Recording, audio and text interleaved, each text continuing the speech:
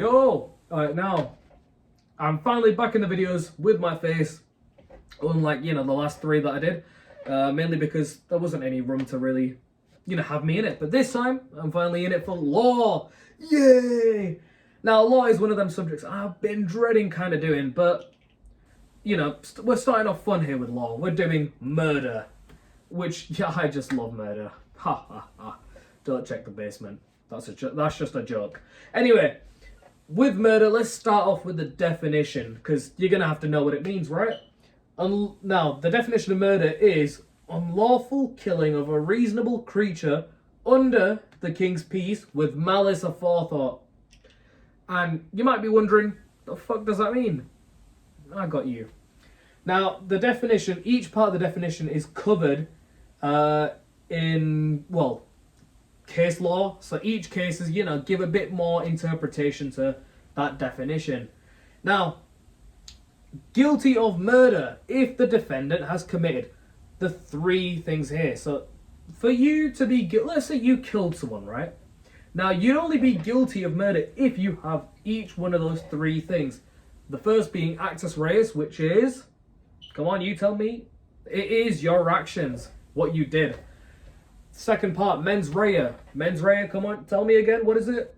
That's right, it's your intention. Whether you've thought to kill someone, whether it's by accident, who knows? And the third part, causation, which we'll get into it. For now, the first part of this video, we're going to be doing actus reus, which is your actions. Now, in actus reus, there's three different elements in murder. The first part being unlawful killing, which D must kill V, and this can be an act or an omission, and that comes from this case right here. R.V. Gibbons. So, I mean, it's pretty simple. An unlawful killing is where the defendant kills a victim. Simple enough. And obviously, that's the case it comes from. That's the principle, by the way, so you're going to have to remember that. When you're writing these up in your AO1, you're going to be writing this, that, linking to that. Simple enough. Next part, reasonable creature, which is a human being. That's more explained in these next two cases.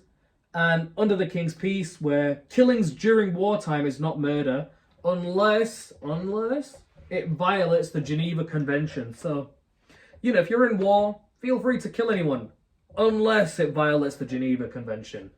Now, the cases we're going to get into, these two right here, A.G. Ref and Poulton, these two cover the second one here. Reasonable creature. Oh, yeah. Now, in R.V. Poulton, there was a mother who was giving birth to her child. But remember, the child had not come out yet. The child was still inside the stomach, where she just grabbed the child and killed the child. It's very dark, in fact. Yeah, she killed the child before it came out, but it was not murder because the child was not, the fetus was not considered a human being, because during the delivery, anything could happen and the child could die, when coming out. So it was not considered a reasonable creature. So the definition or the principle given is that it excludes fetuses, or fetus, I don't know how you say that, only when the baby has an existence independent of the mother will it be considered a reasonable creature. Remember that. You're going to have to write Poulton and that principle there for creature. Next part, A.G. Ref. A.G. Ref tells us that malice can't be transferred to fetus. Now, what happened in this case, let me tell you. Now, there was this guy, defendant, he stabbed this woman who was pregnant, which is terrible. And the woman survived, but the baby was prematurely born and ended up dying. But he didn't get charged with murder because the malice of stabbing her can't be transferred to the fetus, which, I mean, it's a bit tragic. It's like a bit of a grey area, But, he did get manslaughter, though. Anyway, next part. R.V. Malachite and Steel. This one tells us, it gives us the definition of death. Now, death was held to be brain dead, or brain death. That is when you are officially dead. No recovery. You're gone.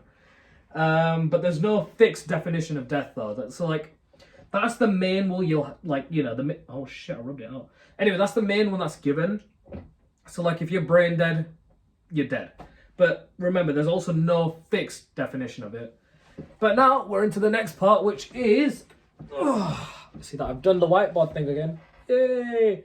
Which is the wartime one, which is under the King's Peace. Now, the first case, black man.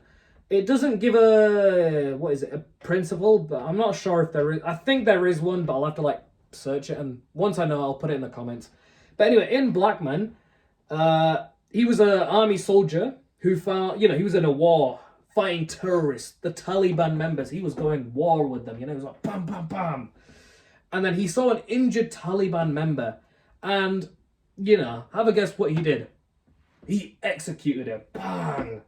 Now, these are his quotes, because he had a body cam on when doing this. So, he got quoted saying, he would have done this to us. He would have... hang on, let me go again. He would have done the same. And this doesn't go anywhere, lads. I've just broken the Geneva Convention.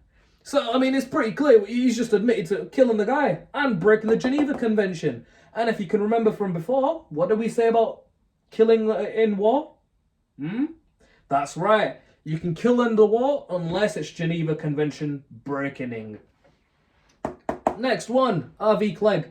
Now, in R.V. Clegg, this guy was like stationed at some place along the border or some shit.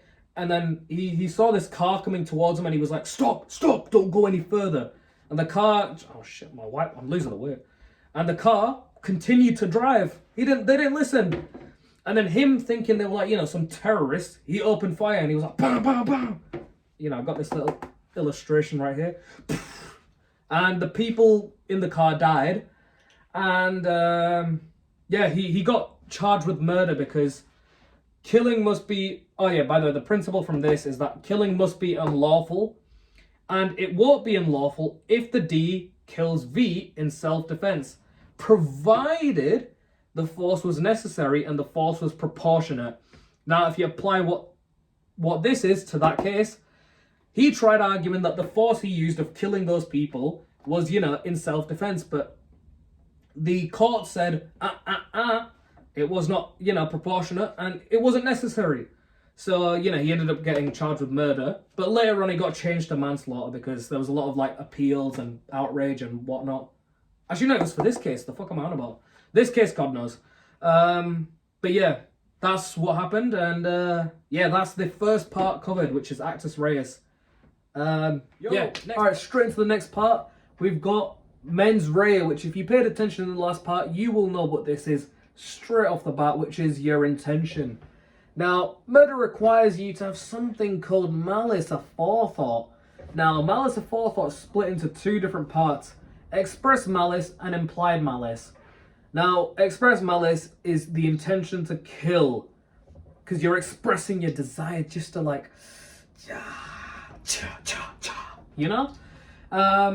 and the second malice is the intention to cause GBH, which is implied malice. It's it's more lighthearted. Well, it's not lighthearted because someone's still dying in the end, but you get my point. Now, GBH is basically really serious harm, like a black eye, breaking the skull, some shit like that. And yes, that's pretty much that. And GBH stands for grievous bodily harm. Now, either one is enough to convict the defendant of murder. So let's say you've got John on the streets and he just killed a guy. John only intended to beat up the guy, just give him a bit of a beating because, he pushed in the line or something. But he ended up killing the guy. He would still get charged with murder because it does not matter. If you have one of them, you're off to prison, you filthy scum. Now, next part, there's two different types of intention that you can have. The first one being direct intention. Now, this one is where it's the person's goal/aim to achieve a particular result. The case of Mohan calls this a decision to bring about a certain consequence. So, direct intention is pretty easy. It's your direct goal to cause something. Yeah, easy enough.